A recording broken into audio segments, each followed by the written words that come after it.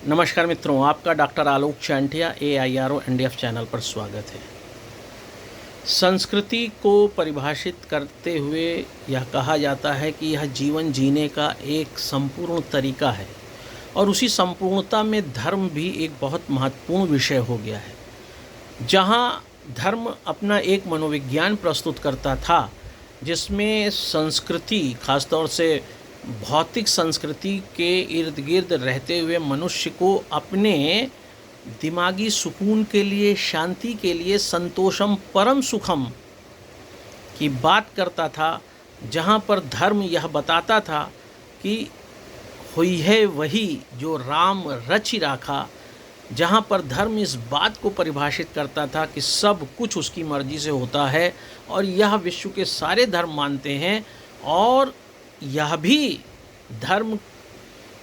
एक महत्वपूर्ण विषय होने के कारण जहाँ परिभाषित करता है कि कोई भी एक मनुष्य ऐसा नहीं है जो किसी को यथार्थ रूप में उस परम तत्व को दिखा सके जिसे वह भिन्न भिन्न रूपों में एक शक्ति के रूप में प्रदर्शित करता है। कहीं वो भगवान कहलाता है, कहीं वह गॉड कहलाता, कहीं अल्लाह कहलाता है। बहुत से लोग इन सब से इतर ऊपर वाला कहकर भी उसे परिभाषित कर देते हैं। लेकिन धीरे धीरे जब संस्कृति, कोई भी संस्कृति हो, दुनिया में कोई भी संस्कृति हो, उस संस्कृति को मानने वाले लोगों के सापेक्ष संस्कृति अपनी क्षमता रखती है और जब वह क्षमताएं समाप्त होने लगती हैं तो संस्कृति का एक ऐसा नकारात्मक प्रभाव भी दिखाई देता है जो समाज में धर्म की उस परिभाषा से उन्हें दूर ले जाता है जिसको ध्यान में रखकर धर्म बनाया गया था। कहने को जो भारत में हिंदू धर्म है और जो विश्व के दूसरे जितने भी धर्म हैं, सभी को लेकर यह माना जाता है कि धर्म और रिलीजन की एक साथ व्याख्या नहीं हो सकती है। मैक्स वेबर ने तो यहाँ तक कहा है कि धर्म के आधार पर इस बात की विवेचना की जा सकती है कि वह व्यक्ति के व्यवसाय और नैतिकताओं का कैसे एक आवरण तैयार करता है। लेकिन यही धर्म धीरे धीरे जब जनसंख्या बढ़ती है, जैसा कि इमाइल दुर्खीम ने भी कहा है कि जब भी जनसंख्या घनत्व बढ़ेगा तो संबंध भी उतने ही ज़्यादा मजबूत हो जाते हैं। यह बात सत्य है कि एक कमरे में निर्धारित संख्या से ज़्यादा रहने पर लोगों के बीच एक दूसरे से वाद विवाद प्रतिवाद करने की संभावनाएं ज़्यादा होती हैं। आपने देखा होगा, ऐसे सड़क पर अकेले चलते आप किसी से नहीं बोलते, लेकिन जब आप एक गाड़ी में साथ में बैठ जाते हैं, टेम्पो में, कार में, ट्रेन में, बस में, तो आप अपने बगल वाले से वार्ता करने लगते हैं। कहने का तात्पर्य ये है कि जितनी अधिक दूरी घटती है हमारे बीच में संवाद पैदा ही होता है। और इस संवाद के कारण मानव शास्त्र में जिस एथनोसेंट्रिज्म की बात की गई है, संजाति केंद्रितता की बात की गई है, जिसके आधार पर हर व्यक्ति में अपने किसी भी कार्य को श्रेष्ठ और दूसरे के कार्य को थोड़ा नीचे समझने की भावना होती है, इस मनोविज्ञान से धर्म भी अछूता नहीं रह गया है। यही कारण है कि जहाँ धर्म को मानने के लिए संविधान में भी अपने अपने धर्मों के उपासना पद्धति के साथ जीने की मौलिक स्वतंत्रता है, वहीं पर अपने धर्म को श्रेष्ठ कहना, अपने धर्म को प्रोजेक्शन के आधार पर दूसरों पर आरोपित करना भी पैरेलल में, समानांतर में चलता रहता है। और यह धर्म तब धर्मांतरण की तरफ ज़्यादा दिखाई देता है जब व्यक्ति के जीवन की मौलिक आवश्यकताएं, जिसमें फूड भी है, सेक्स भी है, प्रोटेक्शन भी है, अगर आपको खाना नहीं मिल रहा है, आप भूखे हैं, अगर आपको यौन संतुष्टि की विकल्प ज़्यादा मिल रहे हैं, अगर आपको रहने के लिए, आगे बढ़ने के लिए प्रोटेक्शन नहीं मिल रहा है, तो कई बार व्यक्ति जो पशु जगत में एक पशु की ही श्रेणी में होता है, केवल संस्कृति के कारण वह सांस्कृतिक मानव कहलाने लगा है, वह अपनी इन तमाम आवश्यकताओं के कारण उस जाले को तोड़ने का प्रयास करता है जिसे संस्कृति कहते हैं, जिसे धर्म कहते हैं। और वह अपने धर्म को, अपनी संस्कृति को छोड़कर दूसरी संस्कृति, दूसरे धर्म की ओर आकर्षित होने लगता है। मनुष्य की इसी कमज़ोरी को विश्व के सभी धर्मों ने एक हथियार के रूप में अपनाया है और लोगों को उनकी तमाम आवश्यकताओं की पूर्ति के लिए धन का सहारा लेकर धर्म परिवर्तन कराया है, जिसका परिणाम यह है कि जैसे ब्राउनियन मोशन द्रव में होता है, एक जल में रखा, एक गिलास में रखा, एक लोटे में रखा, बाल्टी में रखा पानी के अणु एक दूसरे से टकराते रहते हैं, आगे गति करते रहते हैं, ठीक इसी तरह से मुद्रा के कारण धर्म के अंदर भी एक ब्राउनियन मोशन आप देख सकते हैं और व्यक्ति लगातार उस गति में अपने को इस स्थिति में ले जाता दिखाई देता है जहाँ पर वह बेहतर जीवन जी सके। ऐसी स्थिति में बेहतर जीवन जीने की आकांक्षा में परिवर्तित किया गया धर्म, परिवर्तित की गई जाति में उन लोगों को सदैव ही एक प्रतिरोध करते पाया गया है जो अपने मूल धर्म के संरक्षक हैं या मूल धर्म को बनाए रखना चाहते हैं। उसके पीछे भी तथ्य यह है कि जैसे जैसे अगर धर्मांतरण ज़्यादा होगा तो संख्या के आधार पर प्रजातांत्रिक देशों में एक ऐसी स्थिति पैदा हो जाएगी कि जिन लोगों ने धर्मांतरण को बढ़ावा दिया है वह प्रजातांत्रिक देश में वोट की राजनीति करके, मतों की राजनीति करके सदन में पहुंचेंगे और जिनका उद्देश्य शुरू से ही धर्म परिवर्तन करा के सर्वोच्चता स्थापित करना है, वह सदन में भी पहुंचकर अपनी सर्वोच्चता को स्थापित करके एक धर्मनिरपेक्ष राष्ट्र को एक धार्मिक राष्ट्र बनाने का प्रयास करेंगे। और इस धार्मिक राष्ट्र बनाने के प्रयास को समय से समझ लेने के कारण जो सरकार के स्तर पर प्रयास हो रहा है या स्वयं उस संक्रमित धर्म के लोगों द्वारा प्रयास हो रहा है जो चाहते हैं कि उनका धर्म संरक्षित रहे, वो लोग संरक्षित रहें, वह ना चाहते हुए भी एक संवेदनशील स्थिति में, एक आक्रामक स्थिति में, एक विरोध वाली स्थिति में आ जाते हैं। और यह आक्रामक स्थिति, विरोध की स्थिति तनाव पैदा करती है, जबकि यह तनाव सिर्फ और सिर्फ व्यक्ति के गरिमापूर्ण जीवन न जी पाने के कारण उत्पन्न हुआ है। लेकिन अत्यधिक जनसंख्या और प्रत्येक व्यक्ति की समानता के आधार पर पूर्ति न हो पाना यह तनाव को बढ़ाती है। आप सभी जानते हैं कि चाहे समुद्र हो, चाहे पृथ्वी का कोई हिस्सा हो, समुद्र में भी जितने भी प्राणी रहते हैं वह सभी एक तल पर नहीं रहते हैं। समुद्र कहीं पर 11 किलोमीटर गहरा है, कहीं 13 किलोमीटर गहरा है और हर स्तर पर प्राणी बटे हैं कि किस स्तर पर कौन से प्राणी रहेंगे। और इस आधार पर समुद्र के अंदर करोड़ों जीव जंतु रहते हैं। अगर सभी जीव जंतु इसी आधार पर जीवन जीने का प्रयास करें कि वह समुद्र की सतह पर ही रहेंगे, व्हेल जैसी मछली यह सोच ले कि वह समुद्र की सतह पर रहते हुए ही ऑक्सीजन लेगी, तो निश्चित रूप से एक बहुत ही गंभीर स्थिति पैदा हो जाएगी समुद्र के अस्तित्व के लिए भी और समुद्र में रहने वाले प्राणियों के लिए भी। इस कारण से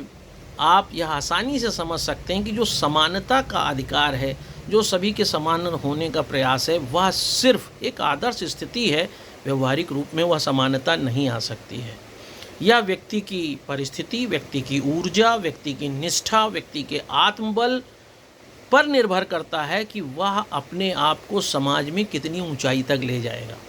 लेकिन यह न कर पाने के कारण उसे सबसे सरल कार्य यह लगता है कि वह धार्मिक स्थितियों का फ़ायदा लेकर अपने को उस ऊंचाई की तरफ ले जाना चाहे और उसी के कारण से समाज में एक तनाव की स्थिति आप हमेशा देख सकते हैं। धर्म जिसका कार्य ये था कि वह आपको, आपके दिमाग को इस संस्कृति के आवरण में यह निर्देशित करे कि जीवन में सब कुछ पा लेने का नाम ही संस्कृति नहीं है, बल्कि आप अपनी क्षमता के अनुसार ही कुछ पा सकते हैं। लेकिन धर्म ने जिस तरीके से बढ़ती जनसंख्या में अपने को स्थापित करने और प्रजातंत्र में इस तरह से जनसंख्या बल को बढ़ाकर सदन में पहुंचने की एक व्यवस्था को उत्पन्न किया है, उसने समाज को, देश को अस्थिर किया है। और ख़ास तौर से अगर हम भारत जैसे देश का उदाहरण लें, जो मूल रूप से सनातन धर्म और सनातन धर्म में विशिष्टता को ग्रहण किए हुए हिंदू धर्म की बात करें, जिनका यह एक निवास स्थान कहलाता है, इसीलिए इसे हिंदुस्तान कहते हैं। यहाँ के रहने वाले लोगों को हिंदू कहते हैं, उनकी बोली जाने वाली भाषा को हिंदी कहती है। वह अपने को एक संक्रमण की स्थिति में पाते हैं, क्योंकि उस संक्रमण की स्थिति में उन्हें यह भय लगता है कि उनका जीवन या उनका भविष्य या उनकी पीढ़ियाँ कहाँ जाएंगी। वैसे तो अंग्रेज़ों के समय से ही बहुत से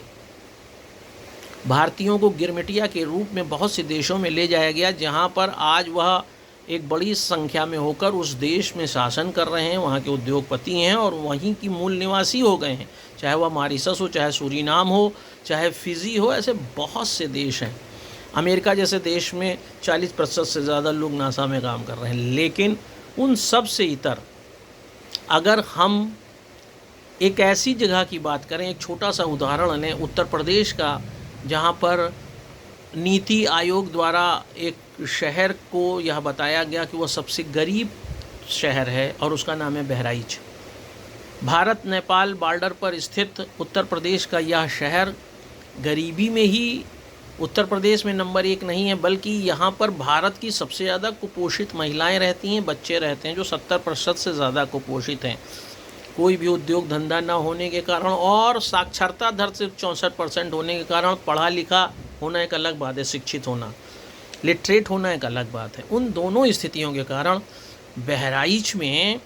व्यक्ति के पास सबसे ज़्यादा जो ध्रुवीकरण दिखाई देता है वो धर्म के आधार पर दिखाई देता है, जाति के आधार पर दिखाई देता है। और यही कारण है कि शहर में अक्सर आपको